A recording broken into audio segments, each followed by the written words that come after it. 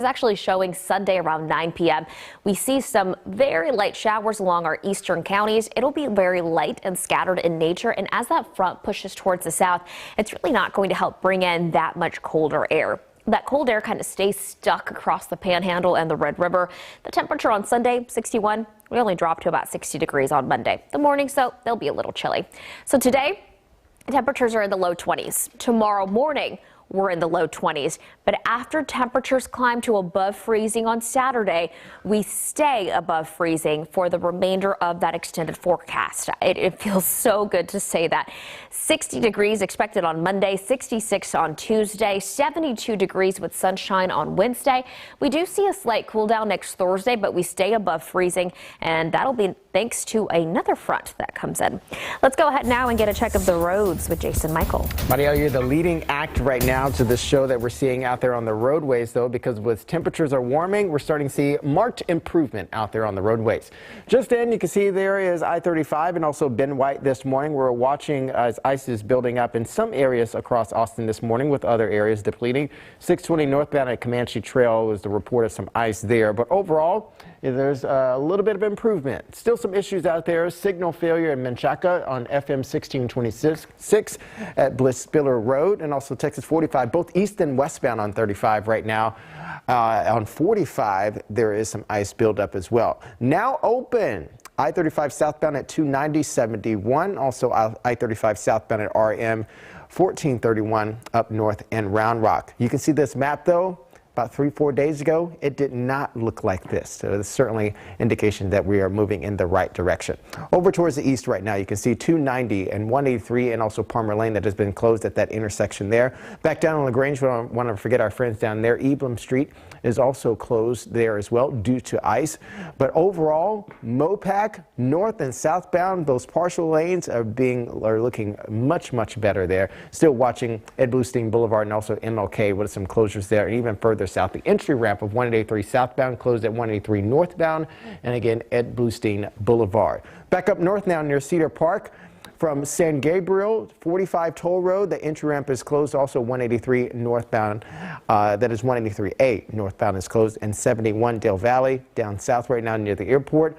From 183 southbound over towards the 130 Toll Road on 71, that is also closed. Still watching that water main break, though, in downtown Austin. Hannah? Looking a lot better out there. Thank you, Jason. Meanwhile, another problem Texans are dealing with is finding food right now. Governor Greg Abbott said getting food to Texans in need is one of his top 5 priorities right now. This is what the shelves look like at local grocery stores as of yesterday, empty. A lot of food has been cleared out, and we've been seeing these videos the past couple days while stores wait for new items to come into stock. Yesterday, Governor Abbott mentioned how grocery stores might be able to get more supplies soon. We know from our conversations with private food providers, such as grocery stores, for example, that their stocks were running down, and we know about what they're working on as we speak to replenish those stocks. One thing that will aid in replenishing those stocks is the fact that the roads are more passable. Another concern Texas leaders have is the impact this storm had on the agriculture industry. The commissioner of the Texas Department of Agriculture estimates it may have had an economic impact of at least $500 million. Just devastating. And if you are hoping to go to H-E-B today, the grocery store chain is opening at noon, so a big heads up there, but they are closing at 5 p.m. Right now, H-E-B hasn't said which locations are opening, but they do plan to release a list of the ones that will stay closed by 10 this morning. As we head to break, let's take a live look outside at our roadways. They are still a bit slick this morning, but I will tell you, I've been driving on the roads all week long, and this morning was the easiest drive that I've had. Now, I'm not encouraging, people to get out willy-nilly and start hot rodding or anything for sure, but I will tell you that if you do have to get out, you'll be pleasantly surprised that it is okay. Still, stay safe with it. And because things are getting better, Cap Metro services will be able to run again today. More on that after the break. Stay with us. KVUE Air Quality Check.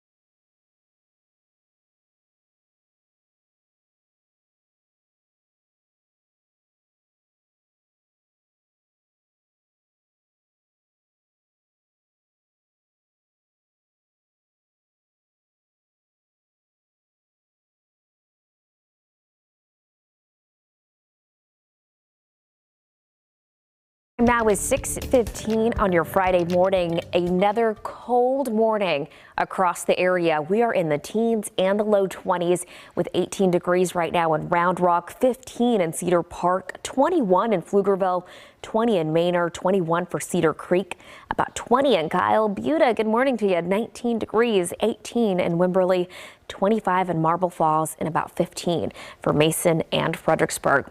We do have a slight wind chill out, but it's all thanks to a really light wind out of the north. Today, temperature makes it all the way to about 38, 39 degrees, very close to that 40-degree mark. We will be several degrees above freezing. Tonight, another cold night ahead with temperatures in the 20s, but by Saturday, in the afternoon, once we do make it to above freezing, we stay above freezing for the rest of that extended forecast. That is such good news to bring. The weather is improving, and we will continue to see those improvements at least through the middle part of next week as temperatures are in the 70s for some. So I'll break down that 7-day forecast a little bit more in depth for you coming up in the next 30 minutes.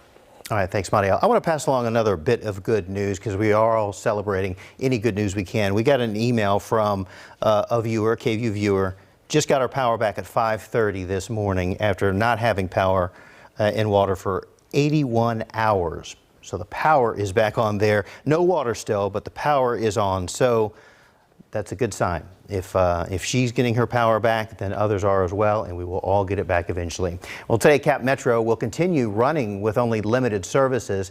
The transit agency says it will operate from 8 in the morning to 9 at night for specific routes only. We're going to show you a list of those on your screen. Some of those routes included are, that's kind of hard to see, but let me just tell you what they are. North Lamar, 7th Street, Cesar Chavez, Martin Luther King, and Stastny. Cap Metro will continue to suspend fares through Sunday. It expects to bring back more services, including Metro Rail services, on Monday.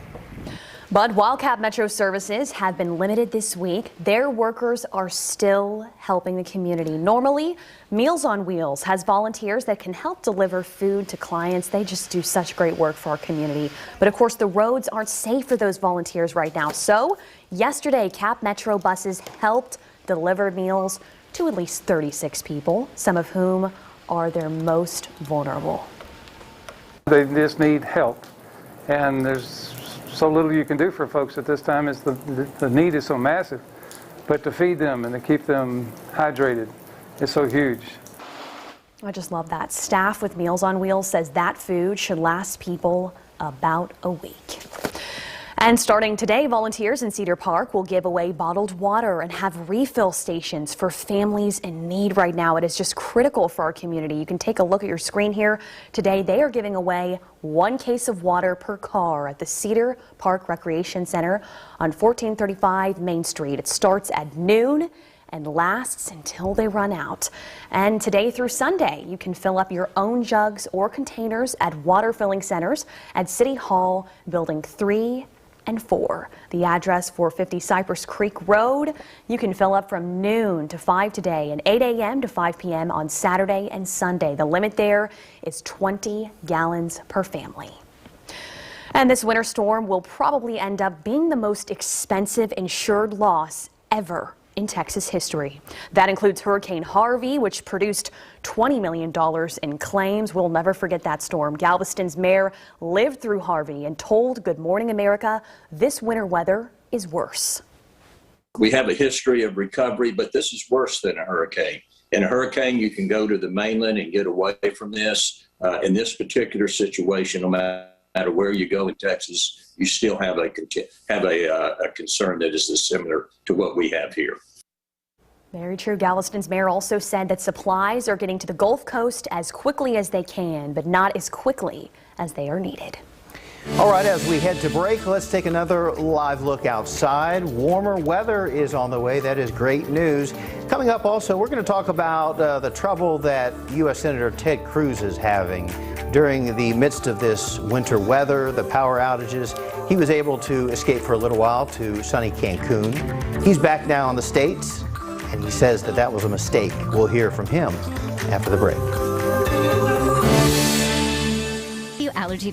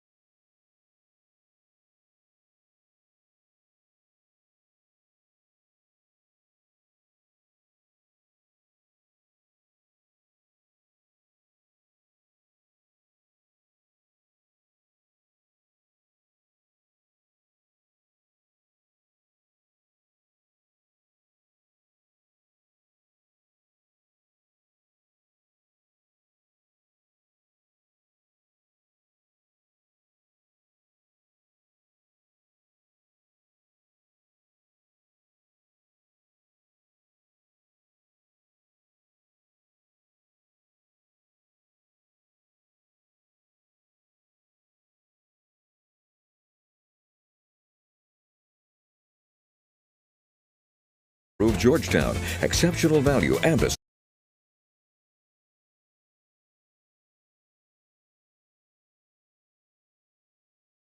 Back everyone, 6:23 is your time. For those in East Austin, In Cahoots is helping those who need water and or power. The hotel is letting people sign up for a time slot to shower, use their kitchen, and more, all for FREE free. Hotel staff clean the amenities after each use, and we'll have a link for this story and how to sign up for a time slot on KVUE.com. And a lot of you have reached out to us about U.S. Senator Ted Cruz. He's apologizing now and calling his trip to Cancun in the middle of this winter storm and energy crisis a mistake. And as Alex Proceed tells us, he says he took the family vacation, quote, to be a good dad. This morning, Senator Ted Cruz speaking out after facing backlash for escaping to Cancun while millions of his Texas constituents fight the bitter cold without power. In hindsight, I wouldn't have done it. I was trying to be a dad. Cameras captured Cruz and his family boarding the flight from Houston to Mexico Wednesday. A wave of fury followed after pictures were posted online. Yesterday, Senator Ted Cruz flew to Cancun. How do you feel about that? He can stay there, actually. The senator returned to the airport less than 24 hours later, this time with an armed escort. Cruz first seemed to indicate he was simply dropping his daughters off in Mexico and returning Thursday. But a source tells ABC News he was actually scheduled to return on Saturday with his family before changing his reservation. I said yes because our kids wanted to do it, and this has been a tough year for kids across the state and across the country. And so school had been canceled. It was something that we could do. But at the same time, you're right. As a leader, you need to be here. The New York Times reports it wasn't just Cruz's children pushing for the trip. The Times published what it says are text messages from Cruz's wife, Heidi, inviting neighbors to stay at the Ritz-Carlton Hotel in Cancun. Heidi reportedly texted the group that their house is freezing, asking anyone can or want to leave for the week. This morning, calls for Cruz to resign are growing louder from protesters outside his home and beyond. But he is finding support from Fox News host Sean Hannity. I think you can be a father and be the senator of Texas all at the same time and make a round trip, quick drop-off trip and come home.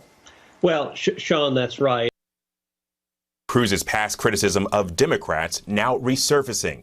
In December, he criticized the mayor of Austin for traveling while urging people to stay at home. Alex Brachet, ABC News, Washington. Let's go back outside right now where I'll be taking a closer look at some of the area roadways and how they are improving for you here in the Austin metro area. We'll be right back. It's a paid advertisement.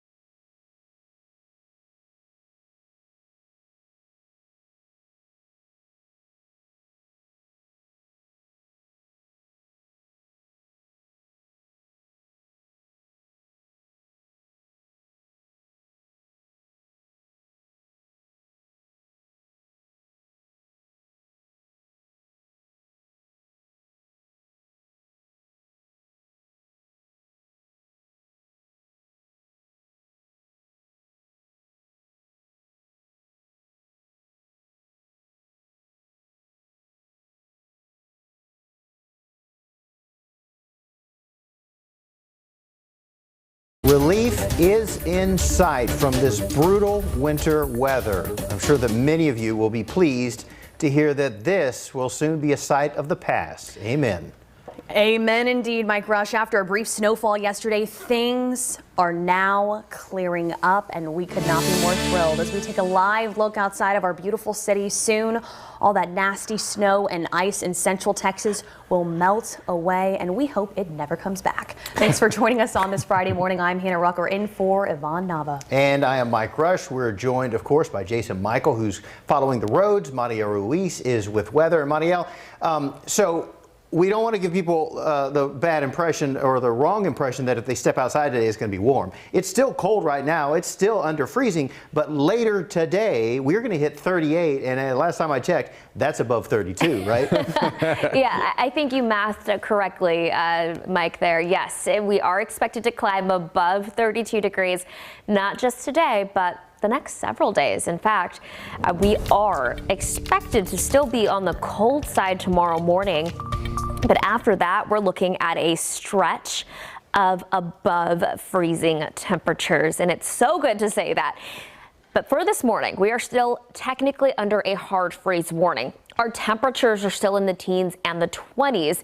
It will still feel cold like it did yesterday, like it did the day before, but it's not going to be single-digit cold like what we had Monday and Tuesday. We do have that warning in place until 10. Our air quality today is moderate for Austin, San Antonio. This brought to you by Daniel's Plumbing and Air Conditioning. Oh, just take a look at that. Beautiful color in our sky as the sun starts to come up. We do have a clear sky, light winds in place, and that is also what the reason why our temperatures have dropped. Right now at 22 degrees at Camp Mayberry, 23 at the Austin Airport. Some locations are even in the teens, 15 in Cedar Park, 11 in Leander. It's that dry air in place that keeps us not just on the cold side, but also we're looking at what's on the ground. We have that snowpack, we have the ice, and that's what's also cooling us off this morning. We're also in the teens for areas of the hill country. The wind chill up to about 11 degrees in Burnett, 15 in Fredericksburg, about 14 in Giddings, 22 in LaGrange. We do have temperatures that will make it close to the 40-degree mark today, about 40 in St. Marcus, Fredericksburg, about 36 in Burnett, and in Georgetown, 32 for Rockdale, about 34 in Giddings. Tonight into tomorrow morning will be the last point in that 7-day forecast where we do have the below freezing temperatures. But once those temperatures climb to above freezing on Saturday, I'm expecting them to stay above freezing for the remainder of that extended forecast. Meanwhile, that cold air is still working its way across the Midwest and the plains, single digits across Oklahoma City, Des Moines, Minneapolis, Chicago. This is where that jet stream has dipped down, and right there is where we have the coldest of air. But eventually it does retract back up towards the north. Meanwhile, I'm watching this next system right here. It's already moving in across the Rockies. That's going to dip down. It'll be our next front that comes in, but it will not be a major front that drops our temperatures all that much. What's going to happen is this bubble of cold air retracts back up towards the north and moves east. And this warmer weather that we're seeing right now over Southern California is going to expand to include the rest of the desert Southwest, and then eventually it will include Texas as well. That's what's going to be responsible for our temperatures climbing just about every single day for the next 7 days. We do have that next front that comes in right now, the one that's over the Rockies. It comes in and then it will bring in a very small chance for some rain along our far eastern counties. The better chance for rain stays east of our area. And then by Monday around 3 in the morning, I'm not looking at any potential for rain at that point. So I'm still keeping a really small chance of rain in the forecast. But look at this. It doesn't change our temperatures much. Every day after today, we'll see that high temperature climb. But we still have to deal with the cold mornings. Today, we have to deal with the below freezing temp on Saturday, and then it'll start to improve. But we're already seeing a big improvement in our weather. Our weather is cooperating, and I bet there's some improvement out on the roadways too. So for a check of that, let's go ahead and check in with Jason Michael. Day by day improvement, Mario. Thank you so much. 6:34 now. We're taking a live look There are dual cams at I-35 at Ben White, both north and southbound side. You can see there people are moving this morning, and we're also seeing improvement on our Austin Metro map as far as traffic is concerned this morning. So with the weather improving, it's going to go hand in hand with traffic as well. Still some areas that I'm watching this morning south of LaGrange. Right now you can see where this area here on US 77 is closed at Evelyn Street and also FM 155. That's the only area I see down there right now. However, things will certainly improve as temperatures warming above freezing. Also watching 183 southbound. The entry ramp is closed at US 183 northbound. This is just to the south of 290 over towards the eastern side of the city. And also you can see near Ed Bluestein Boulevard, an entry ramp is closed down there. So some partial closures still. They will likely fall off later today. Partial closures also you can see on 71 between the 130 toll road and south on 183. And back up north there, we do a little bit of do-si-do back towards Leander and also Cedar Park. Near San Gabriel 45, that is closed on 183A, and also the entry ramp you can see for 183 northbound near 45 and also 620. Still watching that water main break in downtown Austin on Lavaca between 8th and 15th Street. And ice still being reported over on Williamson Road at 45, both east and northbound, or excuse me, eastbound and westbound at I-35 with a signal failure. Hannah? Looking a little bit better out there. Thank you, Jason, so much for that. Millions of Texans across the state still need to boil their water this morning, including these Central Texas communities. A big heads up there, at least for the ones that have water. You can take a look at this list. It includes Austin, Travis County, parts of Georgetown, Leander, San Marcos, and many others. We have that full list for you right now on KVUE.com. But unfortunately, it will be difficult, impossible really, for thousands of people to boil their water because they still don't have power, and many don't even have running water to boil. Bryce Newberry joins us live downtown. Bryce, Austin Water gave an update. Some promising news on the horizon here. Mike, that's right. There is some promising news, but I'm going to start with the bad news to get that out of the way this Friday morning. The bad news is that Austin Water is saying that this will be a multi-day process to get water restored to everyone. We don't have a timeline for when all of the water will be back. But the good news is that the city's 3 water treatment plants, well, all of them are up and running. And in the last 12 hours, they produced about 86 million gallons of water. Just for some context, usually at this time of year, they produce 140 million gallons of water a day. So there's definitely some water production happening. And look, we know that Austin Water and Austin Energy crews are working around the clock to try and get these services restored. And we do know a few things about what's going on behind the scenes. With so many outages, they cannot turn everyone back on safely at once. They have to make sure that it doesn't overload the system and cause more outages. Some of the work that's happening, Austin Water is working to repair a leak in a major water transmission line that'll help restore water service to some customers. And we have learned that they did restore water pressure in some of the major pipelines that they say are the backbone of the water distribution system.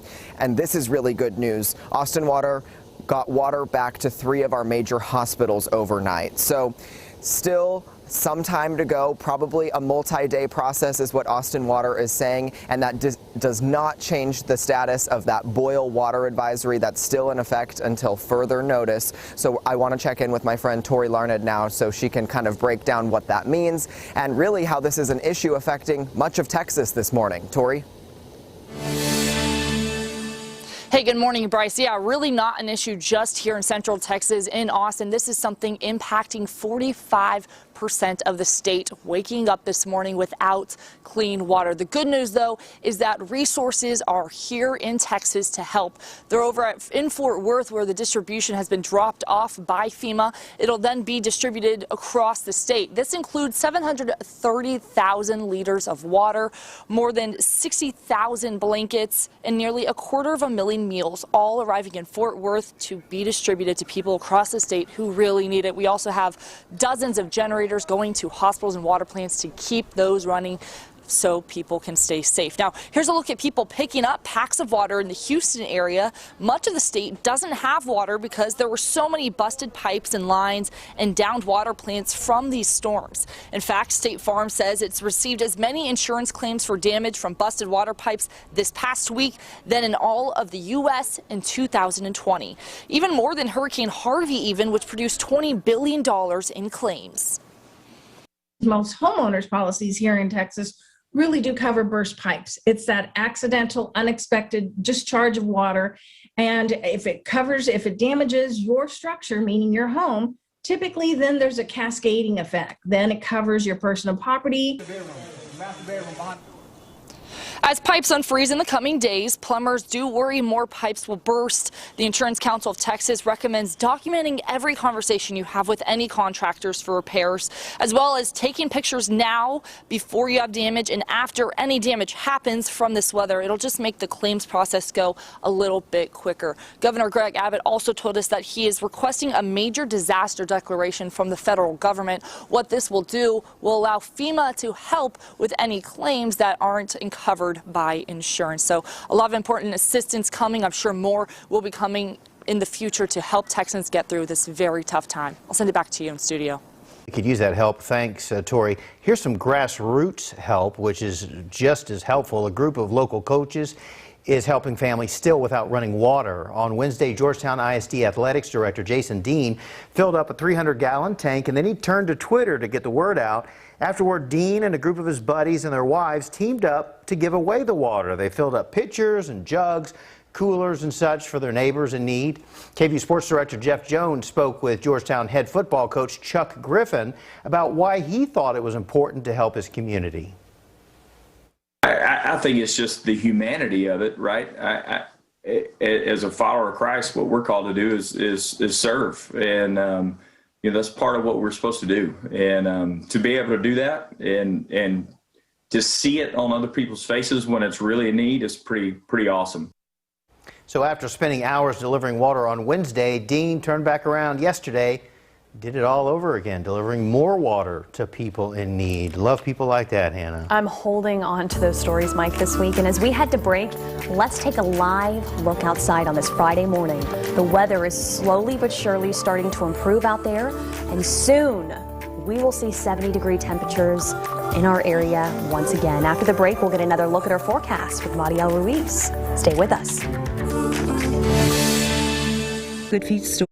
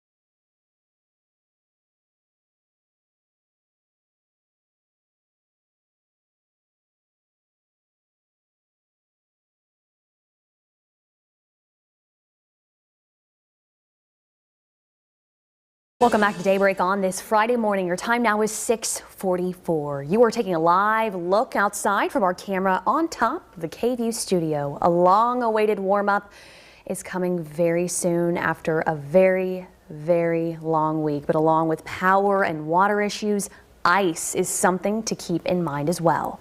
As it melts, big chunks of ice could fall, and according to experts with the Wisconsin-based Snow and Ice Management Association, you have to watch out for that falling ice because it could hurt your property or you. So in Texas, where you're not used to that, maybe these buildings aren't necessarily designed for that. So that could be a big challenge for the residents.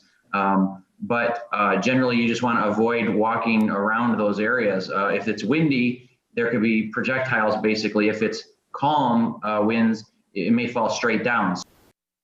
Big heads up there. So to be safe, avoid walking under power lines and be very careful around tall buildings until all the ice has melted. Marielle, this ice is hopefully going to start melting soon.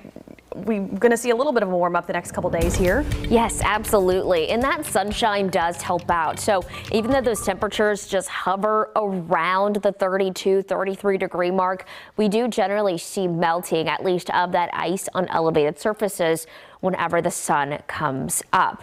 And speaking of that sun already shining bright, we are seeing some awesome colors. This is such a welcome sight after we have seen consistent cloudy days with the temperatures that have been below freezing, with also winter precip. I mean, this is just, it's amazing to see. I do want to tell you that we still have very cold air in place. It stays cold today and tomorrow morning. It's the afternoons that will feel so much better. And on Saturday, once those temperatures do climb to above freezing, we stay above freezing in the extended forecast. Our temperatures throughout the day today will be in the 20s at least through 9, 32 degrees expected by 11. We will be in the upper 30s, close to 40 degrees this afternoon, and it is going to feel a lot more comfortable for us considering we've been dealing with the 20s and the teens. Today, it looks like this, but tomorrow we make it back to the 50s. We'll be at 51 degrees on Saturday. Sunday morning, only 42 degrees to start, but we make it to 61 by the afternoon, and then we're looking at highs in the 70s as we approach the middle part of the week. We'll take a closer look at that 7-day forecast coming up in about 10 minutes. I live by myself. There's many elderly here. We've been basically trapped in since last Thursday a week, but we've been without electricity and water for 52 hours now. And I have only a few bars left on my cell phone to call for help. We lost power Friday morning at 2 a.m.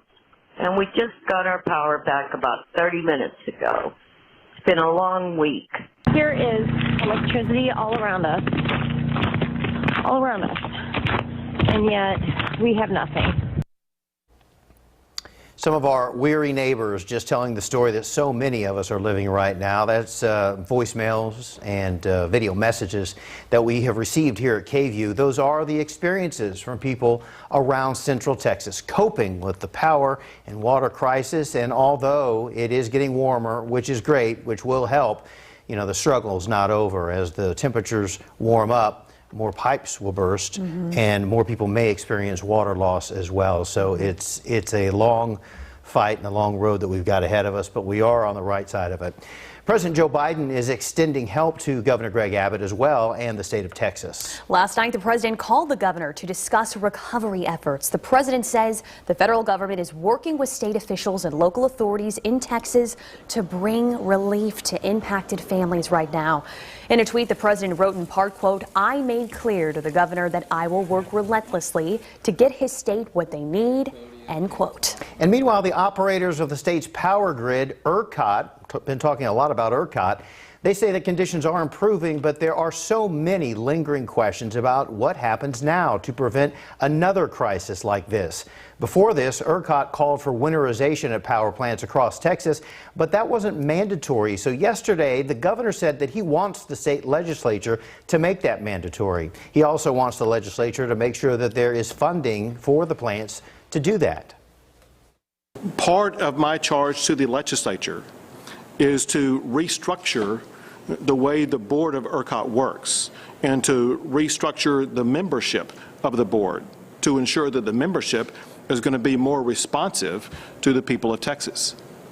You probably wouldn't have thought this. I didn't think it either. A third of ERCOT's board members don't live in Texas. And don't feel bad if you didn't know that, because Governor Greg Abbott said that he just learned that fact yesterday and now wants the legislature to address that topic.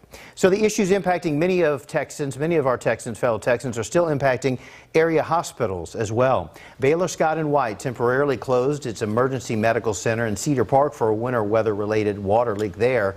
Like other hospital systems in our area, Baylor Scott & White says it also has been experiencing water outages and says backup power sources have been used at several of its facilities. Yesterday, a spokesperson for St. David's said that they are deploying water tank trucks to 3 hospitals: St. David's South Austin Medical Center, St. David's Medical Center, and Heart Hospital of Austin, to connect and pressurize their systems because of water outages and/or low pressure. Ascension Seton also told KVUE that it's dealing with water problems at several sites, Dell Children's being one of them. We also know finding food has become a struggle for so many people in our area right now. Grocery stores may be out of supply or just closed. A viewer sent us these photos from a Shell gas station off of I-35 in Old Torf in South Austin on Monday. People lined up down the block to get in and get food. But listen to this story. Chelsea Timmons, a grocery delivery driver here in Austin, was delivering food when she got stuck in a driveway of a home nearly a week ago. So the homeowners, Nina Richardson and Doug Condon, invited her to stay. I found out my apartment lost water, lost power. So me being stuck here actually turned out to be a better situation than it was if I would have made it home. When she first came in, she was, I think, feeling a little uncomfortable, being in a stranger's house, but pretty quickly it kind of has moved into her just being part of the family. Pretty cool. Love to see that. Timmons hopes to return to her home eventually. She also plans on keeping in touch with the kind Samaritans. That makes me happy. There's one big happy family there. Strangers coming together. They're probably going to, I'll bet you that relationship will last beyond this emergency, which would be very nice.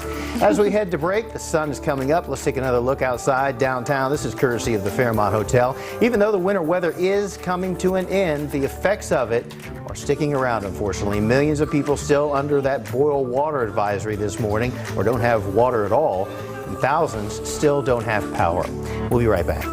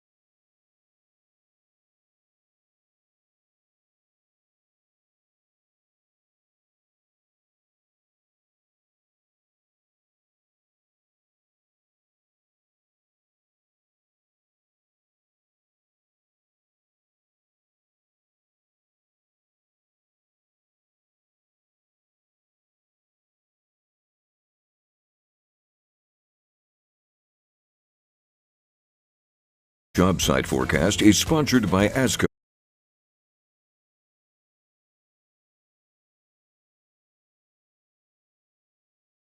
It is 4 minutes shy of 7 a.m. now on this Friday morning, and overnight Austin Water tweeted that 3 water treatment plants produced 86 million gallons of water in the past 12 hours. That is encouraging news, but typical production at this time of year is around 140 million gallons daily.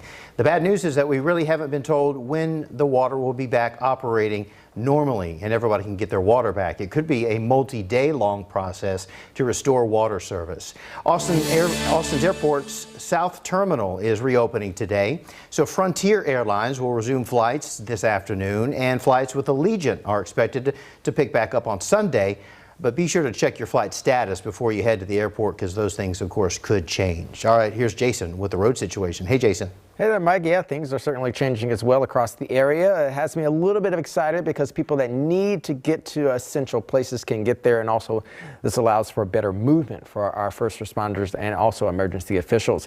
Still watching that water main break in downtown Austin right now, but for the most part, you can see there over the 130 toll road, stretching from Pflugerville all the way down south past the Austin Executive Airport, even down towards 71 is looking pretty good. However, a stretch between 183 southbound and also the 130 toll road on 71 is having some partial closures. Mopac is looking pretty good with some lanes open, and also 35. Maria? Super excited to show you this sunshine over Austin. Although it is off to a cold start, that sunshine will help us warm. Right now, 22 degrees at Camp Mabry, about 20 at the airport. And as we approach this afternoon, 38 degrees, that's the high.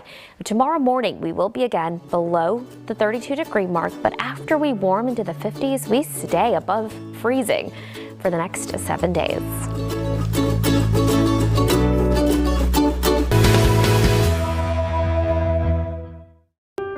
18-wheeler accidents can cause serious injuries. If you were injured in a trucking accident, we make it as simple as 1, 2, 3. 1. Contact Thomas J. Henry. 2. Our attorneys will come to you day or night. 3. We will handle everything while you focus on healing. Thomas J. Henry handles serious trucking cases and gets serious results for injured clients. Call today. Thomas J. Henry is available 24/7, nights and weekends. So I came to QC Kinetics because for years I just had this nagging shoulder injury. It just continued to get worse and worse. I'm a business owner. I couldn't have surgery. I couldn't be out for months and years. So I needed a non-surgical opportunity that would fix my